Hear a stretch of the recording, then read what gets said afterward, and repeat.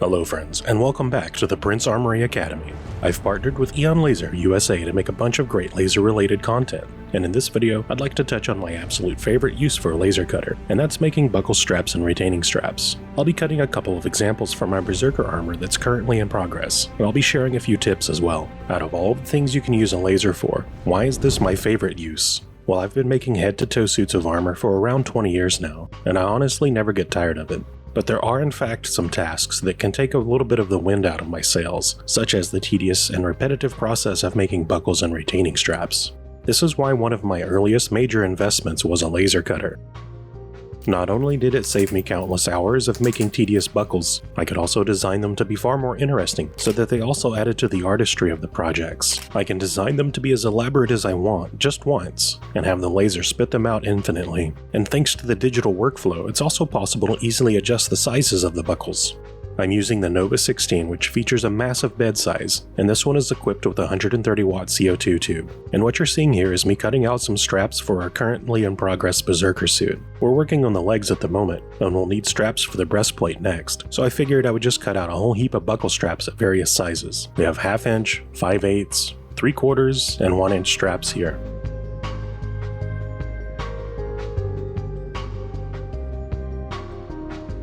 They are placed pretty much as you would expect, with larger straps going on larger pieces like the breastplate and upper legs, and smaller straps on smaller parts like tasses or sabatons. We'll also need to cut the retaining straps. Retaining straps are used within armor components to suspend the pieces of armor, allowing for a greater range of flexibility or mobility, while also limiting the maximum range of mobility so that the pieces don't flop around. Using a laser means the holes line up perfectly every time. There are a lot of components in this build, and it can get kind of complex, but this is why there's reference marks added so that you don't lose track of where all of the pieces go.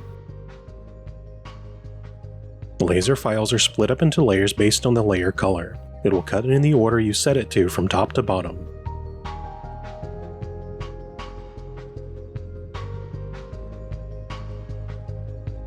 We set the top layer for the decorative cuts. I set this to a lower power and a fast speed, and it'll just mark the lines, but it won't cut all the way through.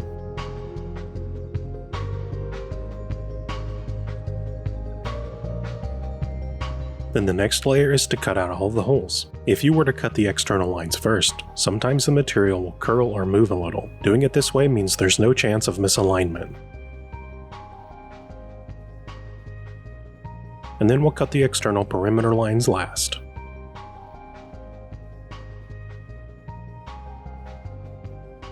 As promised, here are a few tips to keep in mind when you're making your own straps.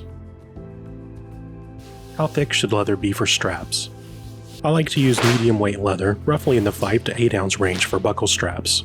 For retaining straps, I like to use something a little bit thinner, from around 4 to 6 ounces. When you're preparing to cut the straps, you can note the dimensions that you'll need and then hand cut out a panel the size of the project.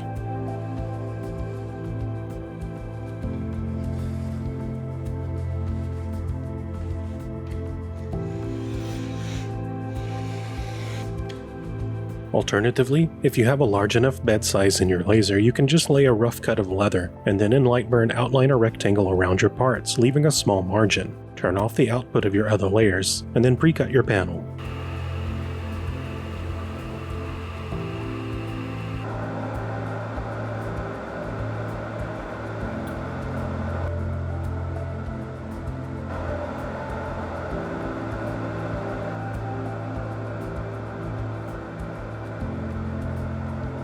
Which brings me to my next tip. If you pre-cut a panel, you can dye and finish the entire set of straps prior to cutting them out. This is much faster than dyeing and finishing each buckle one at a time, and you'll use less dye this way too.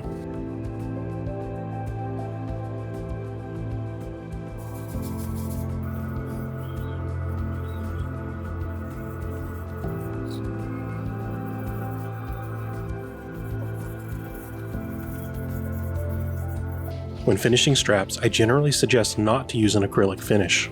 This will firm them up a little bit more than you normally will want. If you do use a finish, just use it sparingly on the surface and then oil from the back.